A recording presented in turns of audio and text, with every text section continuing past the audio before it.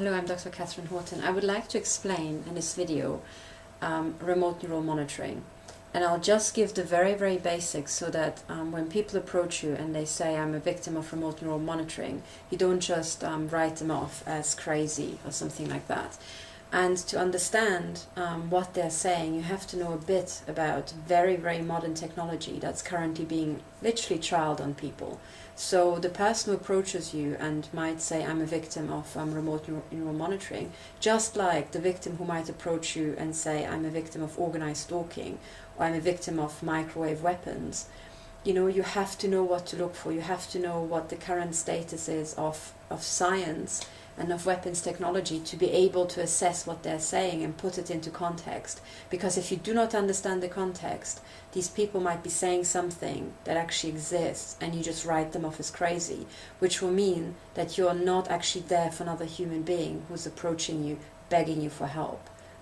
You know, so that's why you have to understand these things. It is, I think, your civic duty to do so, even if it's scary, even if it sounds out there.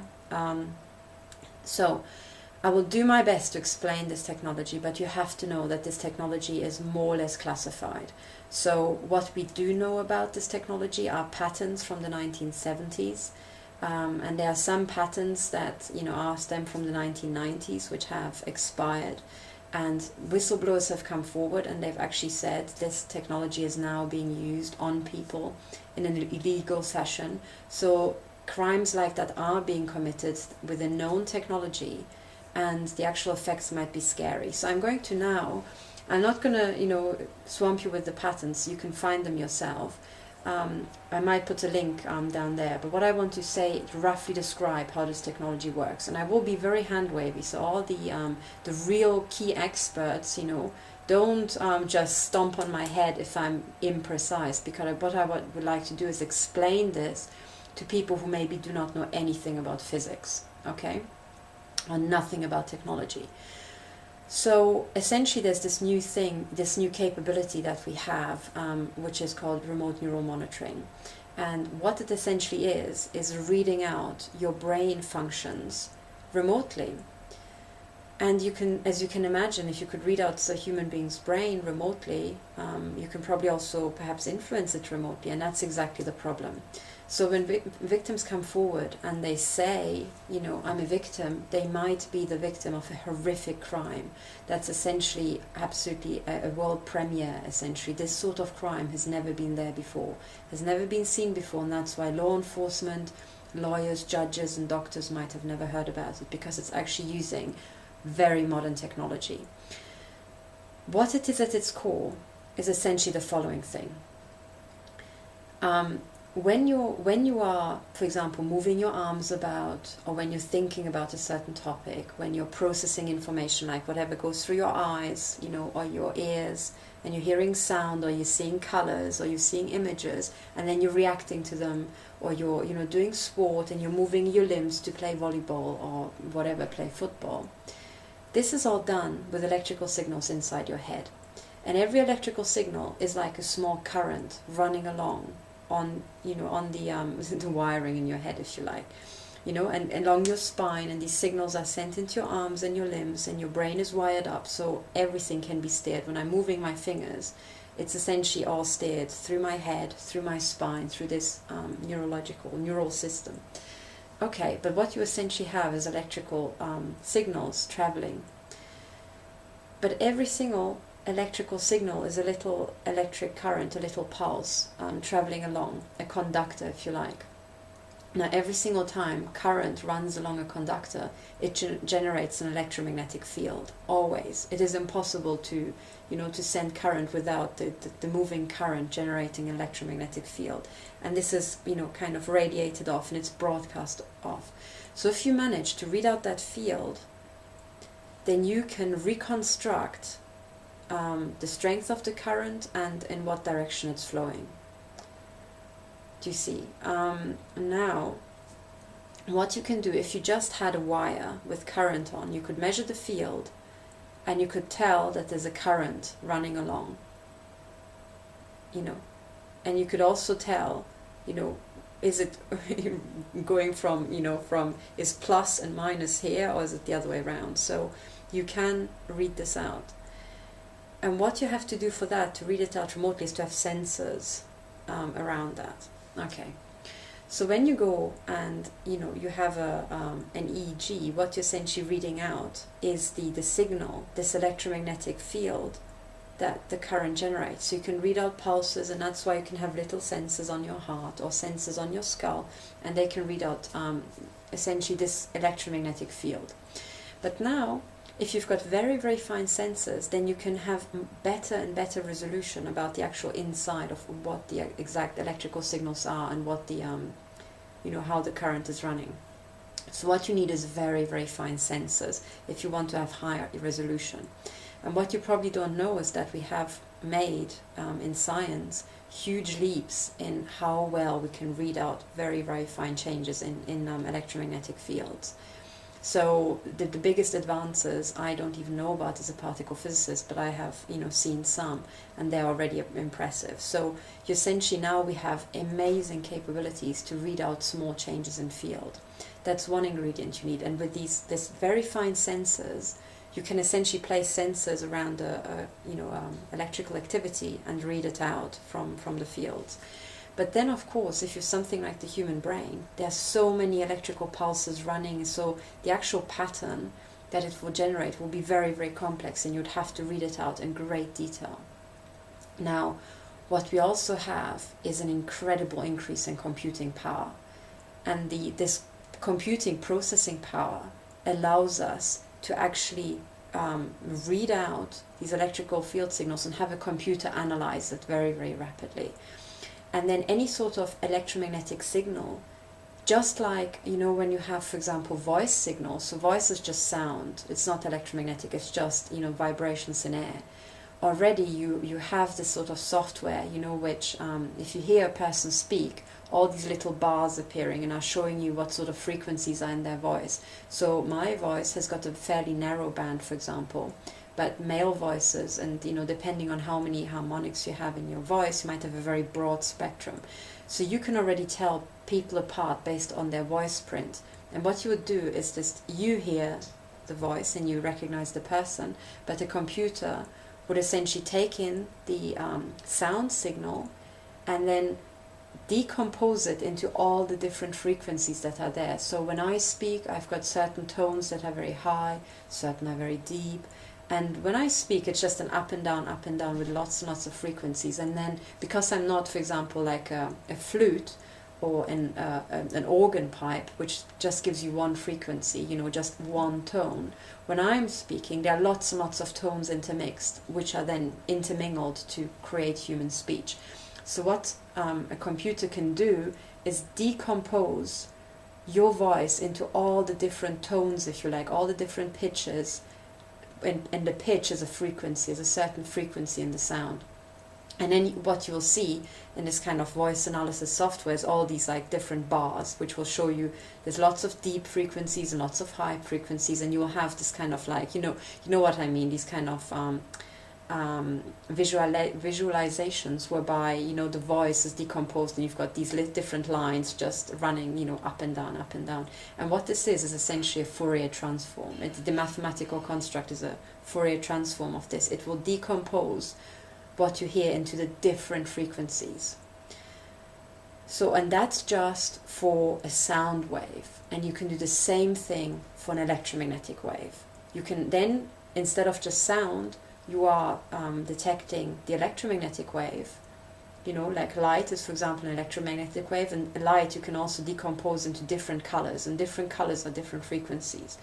And we can do the same thing for electromagnetic waves that are outside the visible spectrum. So we only see a very narrow range, as much as we only hear a very narrow range. You know, bats have very high pitch, which you cannot hear anymore, so they use this kind of echo sound to navigate, so they can see with their ears, you know, which is why they've got bigger ears than they have eyes, because they use sound to see. So you can use light to see or sound to see, and just like that, you know, light is made up of different frequencies, just like sound is made up of different frequencies, and light that we cannot see is also made up of different frequencies. And light is just an electromagnetic wave. So any sort of electromagnetic wave you can analyze, you can decompose. If several frequencies are overlaid, you can decompose them using a Fourier transform, and you can then mathematically say this wave, if it's a sound wave, a visible light wave, or an invisible light wave, is made up of all these frequencies, and if I overlay these frequencies, you will get back exactly the sound wave. So a computer can listen to your voice, it can take all the different frequencies, pass it to another computer that has never heard you speak, and if that computer takes the different frequencies and puts them together again, it can generate your voice.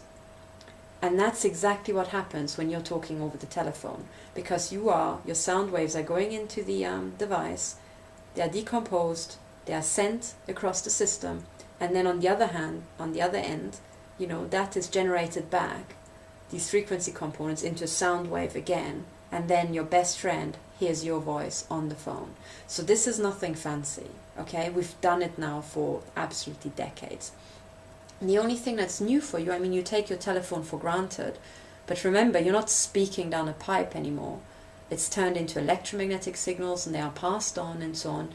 And that's because they got, decomposed, and it's this print that we're sending, and it's, generated back into a sound wave. Now, what I'm saying is that you can do the same thing with all electromagnetic signals. So you can do the same thing with visible light, with invisible light, with radio frequencies, with microwave frequencies, with everything, all electromagnetic waves. And I've told you in the beginning that any current that's, flowing along a cable or a little, conducting path will generate an electromagnetic field, an electromagnetic wave.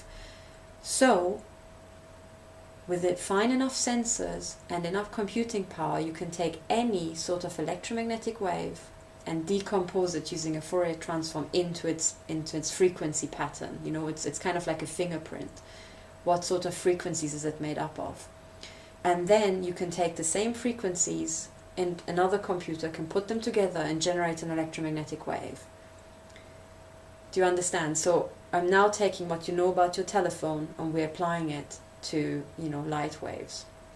So for example, your TV or your computer screen, right, also takes different light components and generates the image of me, right? So my image is going into the camera there, okay, it's decomposed, sent over the network, and then your screen generates my image for you.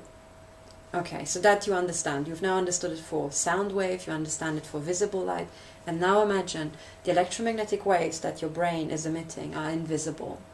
But it doesn't mean that they don't exist, because you can put sensors, little sensors on your skull, and then you can read it out. And now what I'm telling you is that these little sensors that read out your brain activity do not have to be on your skull. They can also be away. And if the sensors are fine enough, they will pick up the activity inside your brain just the same. And then the better your processing power and the finer your sensors, the further away they can be from your head. Do you see? So with fancier and fancier technology, you can, at some point you can just have like a helmet that doesn't even touch you and read out your signals, But then there are also other ways where you can stimulate the brain. For example, you can irradiate someone's head or irradiate a muscle, a certain muscle, then see what activity it generates inside the head. So, if you shine something onto my muscle, an electromagnetic pulse that then makes my muscles contract, because, when I'm contracting these muscles, I'm also sending electrical signals, an electromagnetic pulse along. So you can also do the same thing externally and then make muscles contract, you maybe have done this in biology, you have maybe a frog or something that's already dead, unfortunately, but then you take a, what's it called, like a conductor, and you just hold it there and you electroshock the frog, and you can just make the legs contract, because you're sending electromagnetic pulse along the arm. So basically there are many different ways to read out the activity inside the brain, and you can think about fancy experiments, how you could, maybe trigger a muscle and then read out how the brain activity changes, you know, or you can do the same thing in reverse. You've read out the brain activity and you're just now irradiating the head, and you're forcing, because the electromagnetic field is now forcing a current inside your head to flow, and then you can trigger, you know, the nerves. And what you can do in detail depends on how sophisticated your equipment is, but in principle all of this is possible. So if someone approaches you and says, you know what, my limbs are being moved remotely, it could be two things. It could be someone just sent an electromagnetic pulse and shot it into their muscles, and then their muscles and their nerves reacting to this electromagnetic pulse, and they're suddenly reading out. It's the same as if the brain had sent the signal, but instead the signal is external.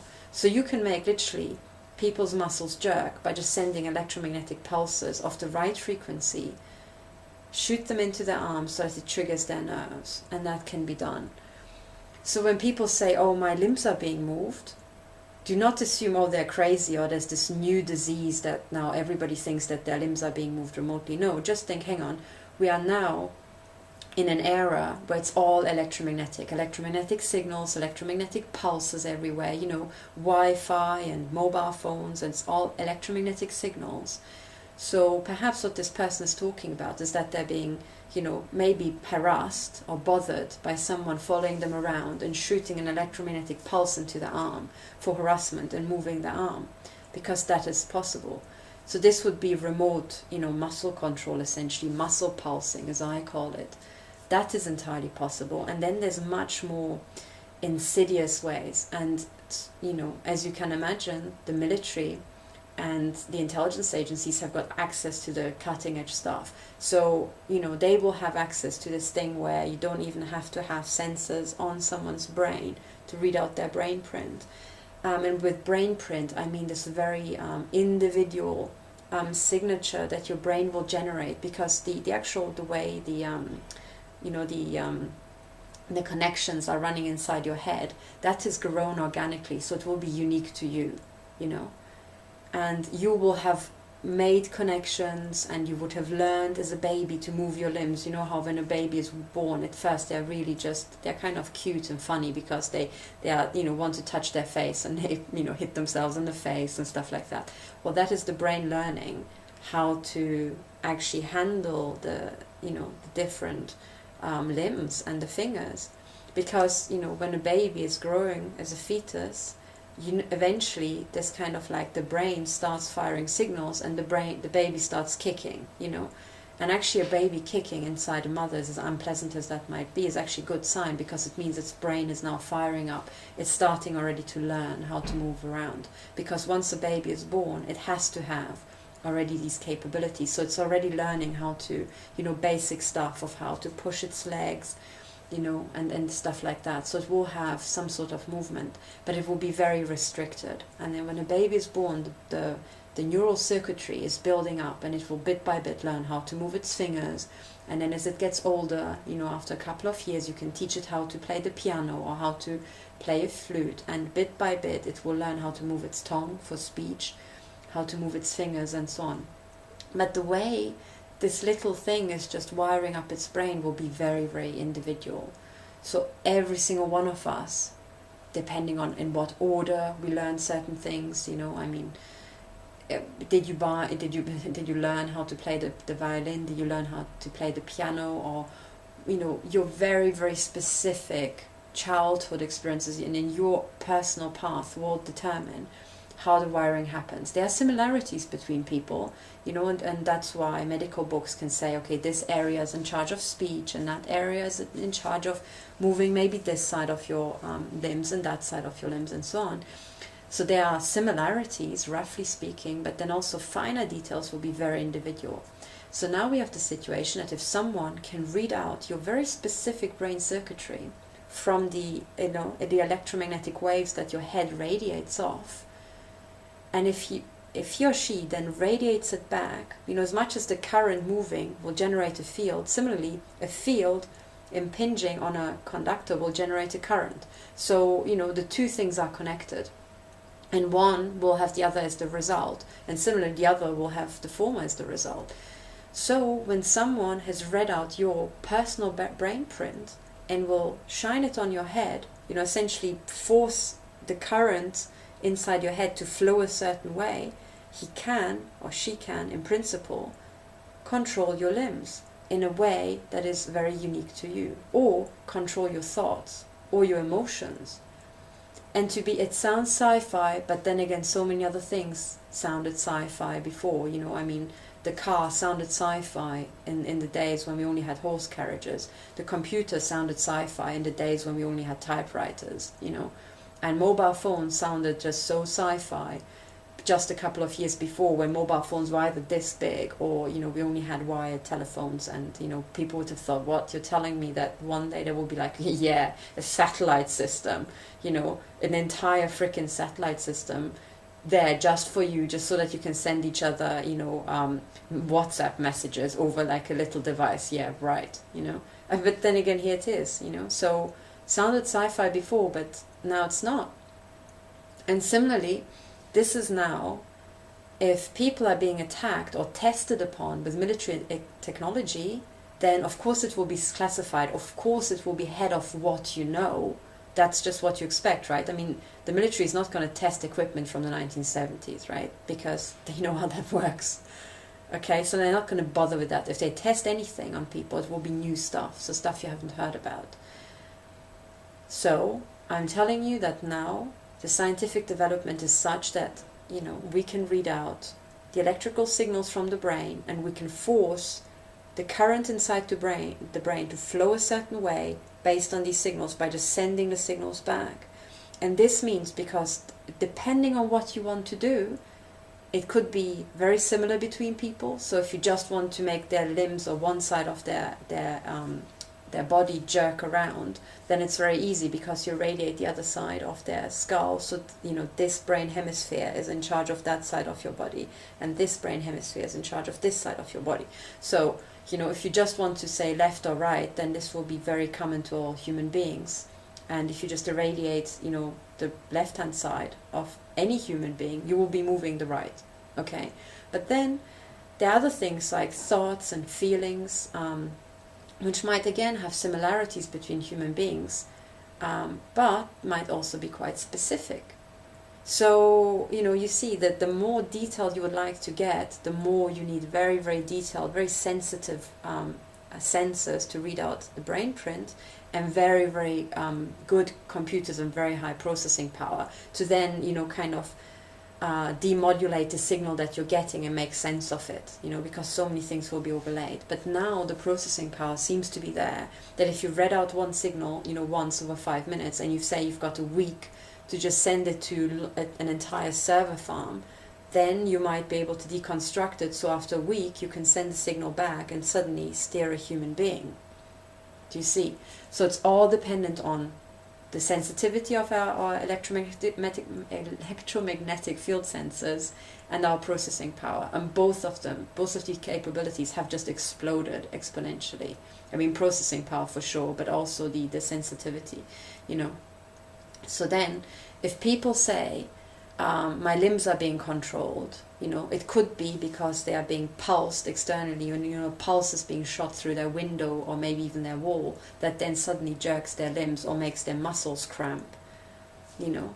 And then you have to think, okay, this person, if it's not a neurological disease, then this person most likely is probably being tested upon, you know, or fired at with this technology. And when they say, oh, I've got the feeling that, you know, my thoughts are being read out, or my speech, you know, there's something called subvocal speech, and some of it is just generated in your head, but sometimes, for example, when you're typing your password, you know, you kind of say, let's say your password is banana. Don't pick banana, because, you know, everybody picks banana, so pick a safe password, but let's say it's banana. And then when you actually, before you type it and you think, what's my password, you would internally already think, oh, banana. And then when you're typing it out, you might almost like move your lips, and if you're not moving your lips, you might, without noticing, actually pass air through your vocal cords without making an audible sound. But you would say banana, you know, inside, and your tongue might move, and your vocal cords might actually resonate, just like as if you'd said it out loud, but just much weaker, so you don't make an audible sound. But if, say, you could irradiate your thyroid or your throat, and actually read out, you know, the air and these vibrations very, very precisely, you can already see that with that someone who's got special equipment might be able to pick that up, you know, or might be able to reconstruct it. And if we're now talking military type technology, classified technology, that's maybe 15, 20 years ahead of what has been made public, and someone says, you know, I think somebody is reading out my subvocal speech, then again, don't say, oh, this is crazy. Say, well, if you're not crazy, if otherwise you come across as perfectly normal, then let's not assume you have this kind of weird disease that keeps you normal in any other way, but just on this particular topic sends you crazy. That's very unlikely. Instead, rather think, hang on, can I imagine that this could be done? That there could be maybe that you might be tested upon against your will with military technology, because you know how big the military intelligence complex is. You know that they want human test subjects, because these, you know, anything that's military is not against animals, it's against human beings. So, you know, you would have to test it. Your enemies will be human beings. You know, maybe robots one day, but today it's human beings. So they will test it on human beings. So they would then, you know, try it out on unsuspecting people.